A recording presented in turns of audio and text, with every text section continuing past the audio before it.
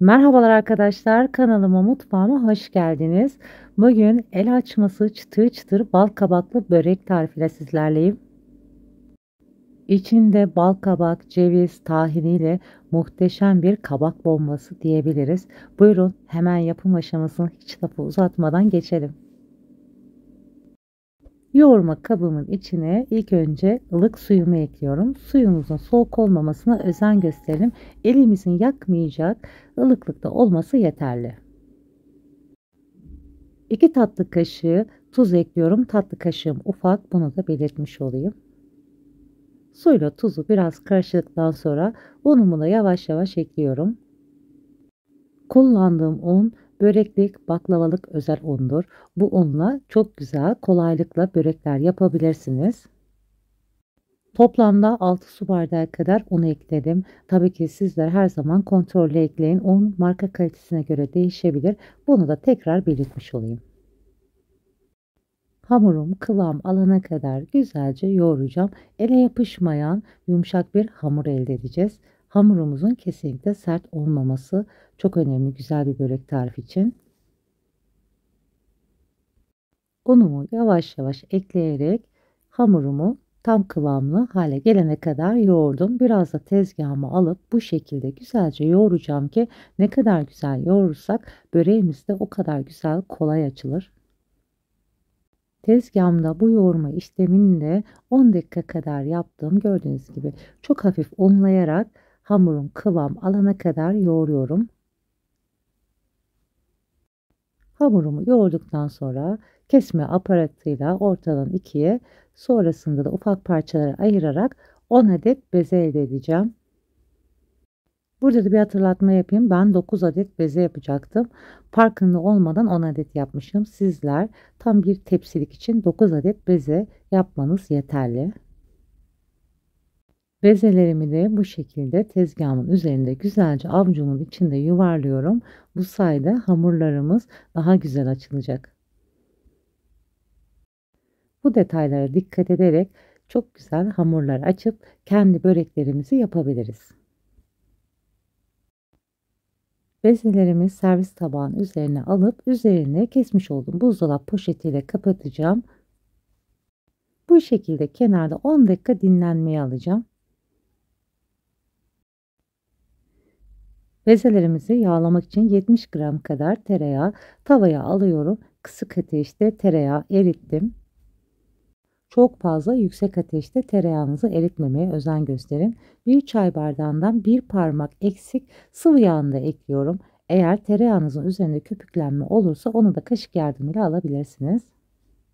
Tereyağı kenarda beklerken ben de ilk bezemi hemen tezgahıma alıyorum. Geri kalan bezelerimizin üzerinin kurumaması için tekrar poşetle kapatalım. Bezemi çok az unlayarak açma işlemini gerçekleştiriyorum. Merdane yardımıyla kolaylıkla bu işlemi yapabiliriz. Servis tabağı büyüklüğünde açmanız yeterli. Bütün bezelerimi çok az unlayarak bezelerim bitene kadar bu işlemi devam edeceğim. Açmış olduğum bezelerimi kenara alıyorum. Sonrasında yağlama işlemini gerçekleştireceğim. Öncesinde hepsini açacağım, sonrasında yağlayacağım. Bütün bezelerimi açtıktan sonra servis tabağımı yağlıyorum bu şekilde fırça yardımıyla. Üzerine açmış olduğum bezelerimi de koyup tekrardan fırça yardımıyla her yerini yağlıyoruz. Üstüne tekrar yine aynı şekilde bezemi yerleştiriyorum ve fırça yardımıyla yağlıyorum. Güzel açılması için mutlaka her yerini güzelce yağlayalım arkadaşlar. Bu sayede daha güzel sonrasında hamurlarımızı açabilirim. Börek açmak için illa tereyağı kullanılması gerekiyor mu derseniz margarin de kullanabilirsiniz. Ama tabii ki tereyağı kullanırsanız börekleriniz daha lezzetli olur. Bunu da belirtmiş olayım. Son bezemi de yerleştirdikten sonra fırça yardımıyla her yerini güzelce yağlıyorum. Arta kalan yağı da börekleri açarken de kullanacağız. Bunu da belirtmiş olayım.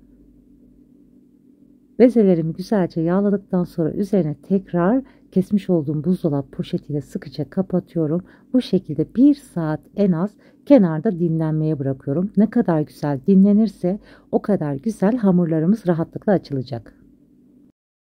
Bezelerim kenarda dinlenirken ben de yıkayıp güzelce kabuklarını soymuş olduğum kabaklarımı rendenin büyük yeriyle rendeliyorum. Ben toplamda 1 kilo rendelenmiş kabak kullanacağım böreğim için. Tabii ki sizler patatesli, kıymalı, ıspanaklı, peynirli hangi iç harcıyla seviyorsanız o şekilde de yapabilirsiniz böreğinizi. Ben kabaklarımın hepsini rendeledim. Hamurum da 1 saat dinlendi. Gördüğünüz gibi arkadaşlar çok kolaylıkla hemen kenarından gösteriyorum. Açılacak bir hamur kıvamına gelmiş. Bu arada arkadaşlar hamurumun tezgahımı almadan çok az yağladım.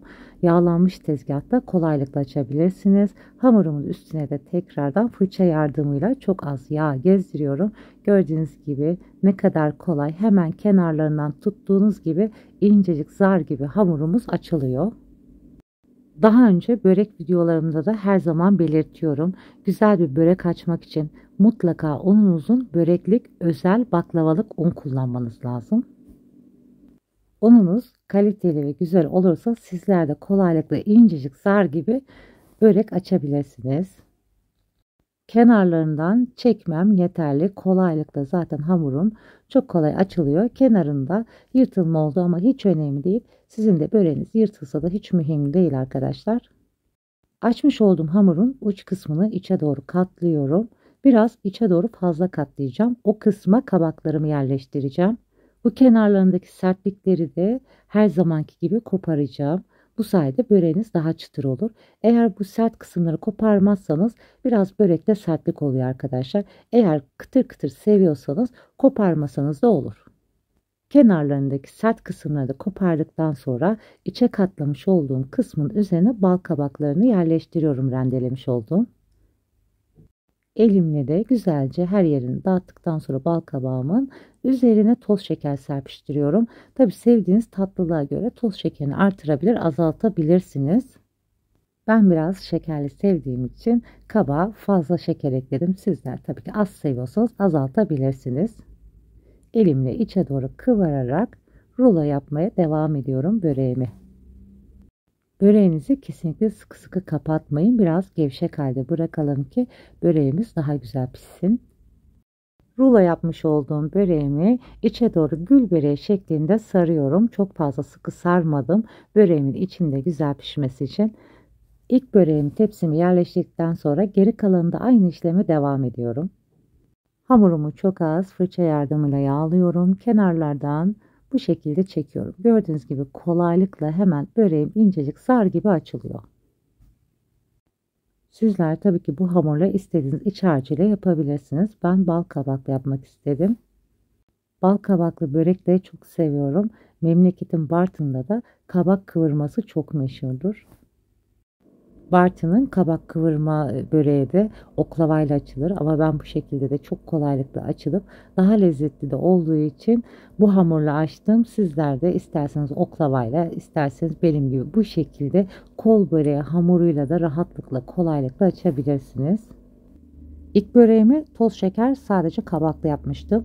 Bunu da yine tekrar kabak, toz şeker, biraz kıyılmış ceviz, birkaç yemek kaşığı kadar da tahin gezdireceğim. Lezzetine lezzet katacak. İzmir bombası gibi bu da kabak bombası olacak.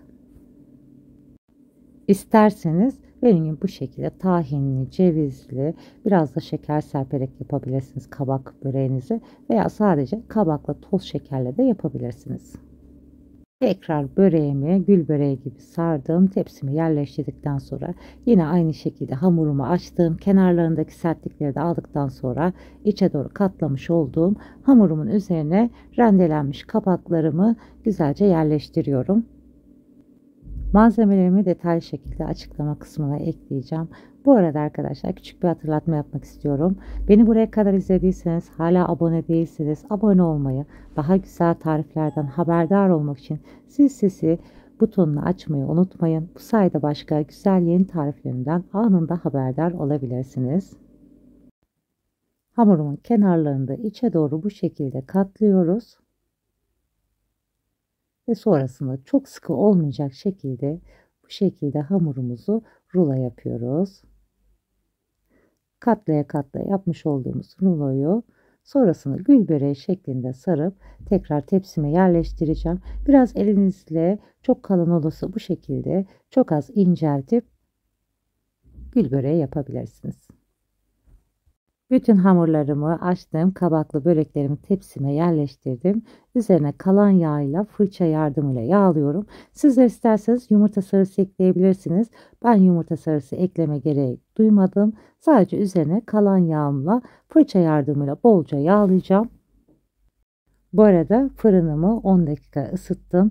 180 derece fansız ayarda pişireceğim. Orta rafta böreklerimizde el açması olduğu için içi de daha güzel pişecek bu sayede. Böreklerinizin daha güzel kıyır olması için mutlaka fansız ayarda pişirin. Bu sayede daha lezzetli börekler olur.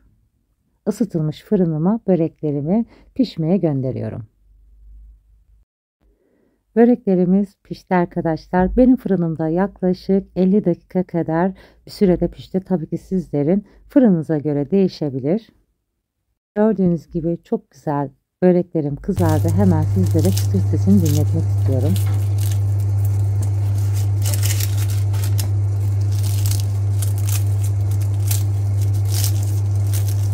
Böreklerimiz çıtır çıtır oldu. Elinizde dokunduğunuzda hamur pul pul dağılıyor. Hemen bir tane böreğimin tadına bakmak istiyorum. Gerçekten mükemmel olmuş. Bal kabağı seviyorsanız mutlaka bu böreği de çok seveceksiniz. İncecik hamuruyla gördüğünüz gibi çıtır çıtır börekler oldu. Umarım sizler de dener beğenirsiniz bu mükemmel lezzeti. Şimdiden deneyip yapacak olanlara afiyet olsun. Başka güzel tariflerde görüşmek üzere. Hoşça kalın, sağlıcakla kalın.